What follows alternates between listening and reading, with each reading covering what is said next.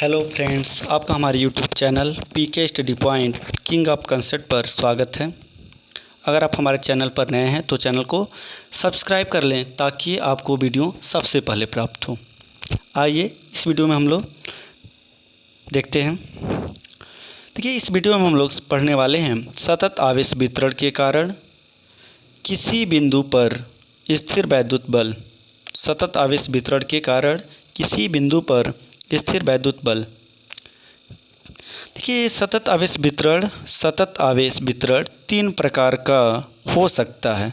कितने प्रकार का हो सकता है? 3 प्रकार का हो सकता है। देखिए, यहाँ पर लिखा गया है ये 3 प्रकार का हो सकता है। ठीक है, देखिए पहला क्या है? रैखिक आवेश वितरण। आपको ध्यान देना कि रैखिक आवेश वितरण क्या होता है। देखिए, रैखिक आवेश वितरण को समझने के लिए यहाँ पर हमने बनाया हुआ है डायग्राम। इस डायग्राम को पहले समझते हैं। देखिए, यहाँ पर हमने एक्स और वाई का निर्देशांक लिया हुआ है, एक्स और वाई का निर्देशांक लिया हुआ है, और यहाँ पर हमने एक वायर लिया हुआ है, एक पतला सा वायर लिया हुआ है। आपको दिखाई दे रहा होगा ये प्लस प्लस प्लस प्लस है, अर्थात इस पर प्लस क्यू कूलम का चार्ज एक समान रूप से क्या है?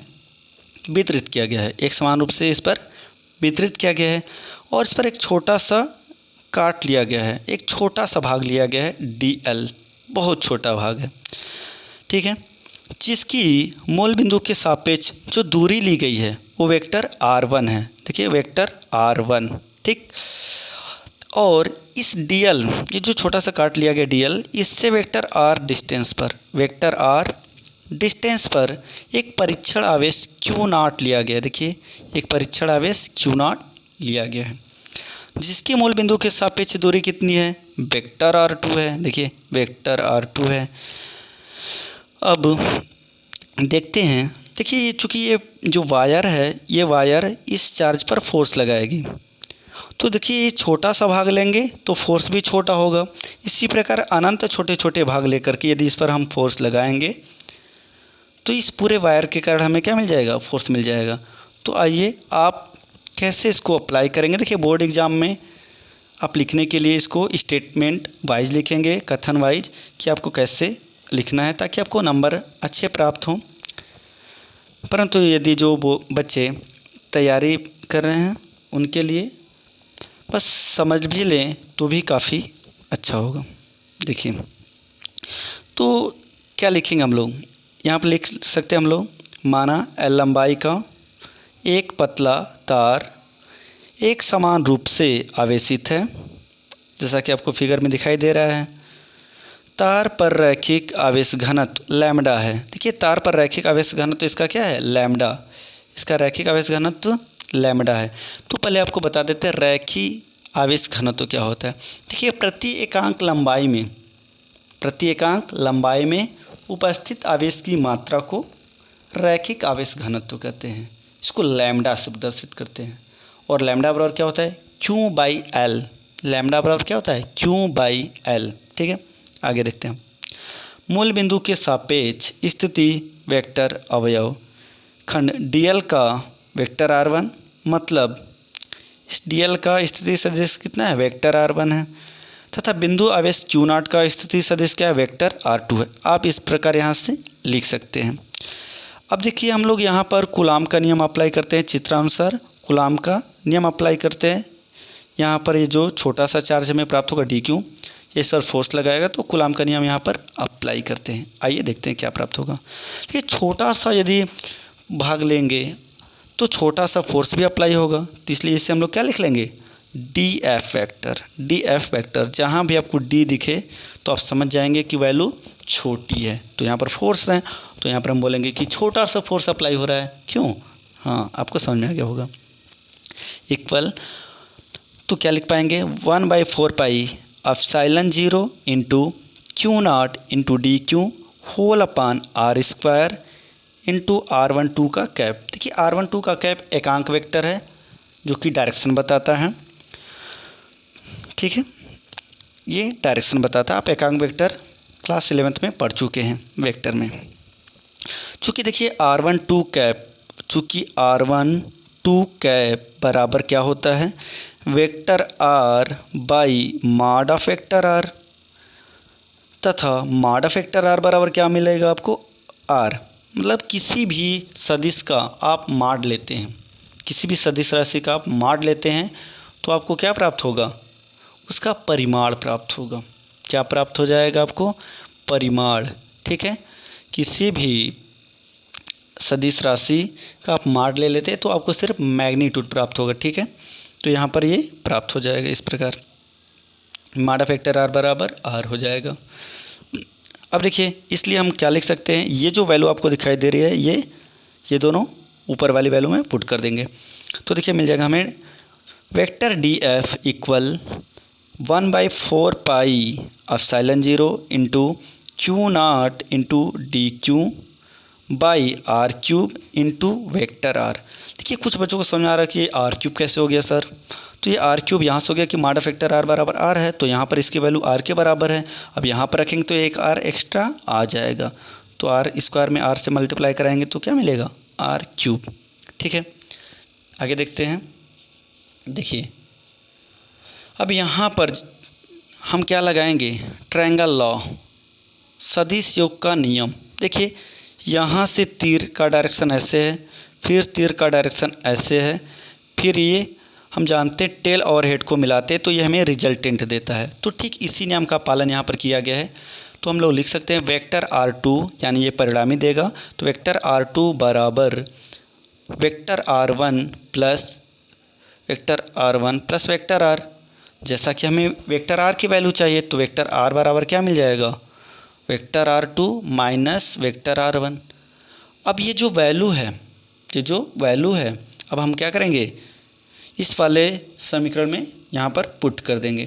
तो यहाँ पर जैसे ही रखेंगे तो हमें देखिए क्या मिल जाएगा, वेक्टर डी एफ बराबर 1/4 pi epsilon 0 into Q not into D Q. ये देखिए डी क्यू है, बाई वैल्यू रख देते हैं यहाँ पर, तो mod of vector R2 minus vector R1 mod close का क्यूब इंटू वेक्टर R की जगह रखेंगे तो मिल जाएगा vector R2 minus vector R1। ठीक है, ब्रैकेट क्लोज। अब चूंकि हम जानते हैं रेखीय आवेश घनत्व बराबर, तो यहाँ पर यदि हम लोग आवेश की वैल्यू फाइंड करेंगे तो डी क्यू, चूँकि डी क्यू बराबर क्या हो जाएगा, लैम्डा इंटू डी एल। अब इस डी क्यू की वैल्यू, जो डी क्यू की वैल्यू हमें प्राप्त है, ये कहाँ रखेंगे, इस वाले समीकरण में डी क्यू का मान यहाँ पर रखेंगे। तब देखिए वैल्यू क्या प्राप्त होगी, वेक्टर डी एफ बराबर q naught by 4 pi epsilon 0 into lambda into D L whole upon mod of vector R2 minus vector R1 mod close का cube into vector R2 minus vector R1।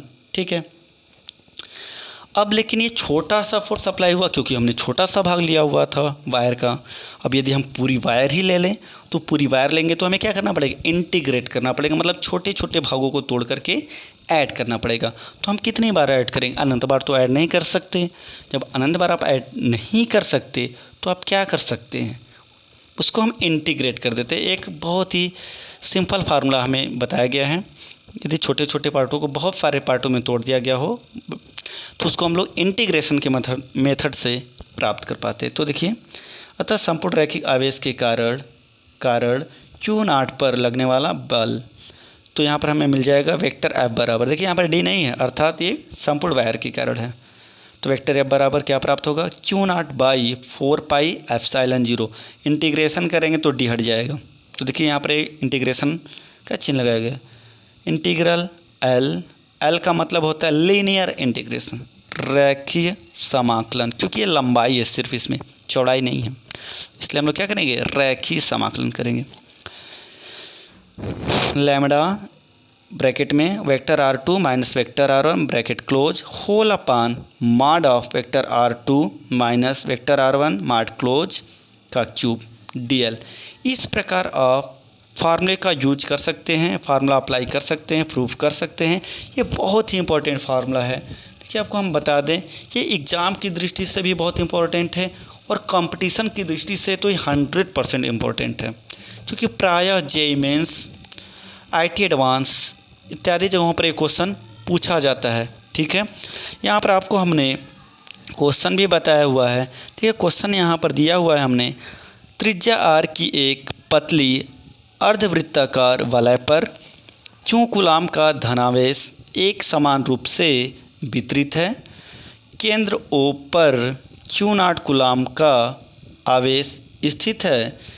केंद्र पर net बल ज्ञात कीजिए। तो ये question देखिए AIEEE 2010 में पूछा गया है। AIEEE 2010 में बहुत ही इंपॉर्टेंट, ये हमने आपको बताया ना कि ये कंपटीशन की दृष्टि से ये फार्मूला बहुत ही इंपॉर्टेंट है, बस इसको समझना और अप्लाई करने आना चाहिए। तो जब हम क्वेश्चन बताएंगे आपको, जब वीडियो बनाएंगे क्वेश्चन वाला, आंकिक प्रश्न वाला, तो उसमें बहुत सारे अच्छे अच्छे क्वेश्चन आपको कंपटीशन तक के क्वेश्चन कराएंगे।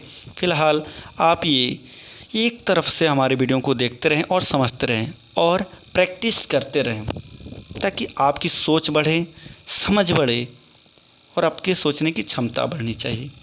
ठीक है, तो इस क्वेश्चन को आप आसानी से कर सकते हैं। देखिए यहाँ पर बिंदु O पर नेट बल फाइंड करना है। ये कोई रिंग या वलय है जिसकी रेडियस r दी गई है। ठीक है, ये I और ये J कैप। ठीक है, आप इस प्रकार यहाँ पर अप्लाई कर सकते हैं। ठीक है, उम्मीद है आपको ये वीडियो पसंद आई होगी। अगले वीडियो में फिर मिलते हैं हम लोग। जय हिंद, जय भारत।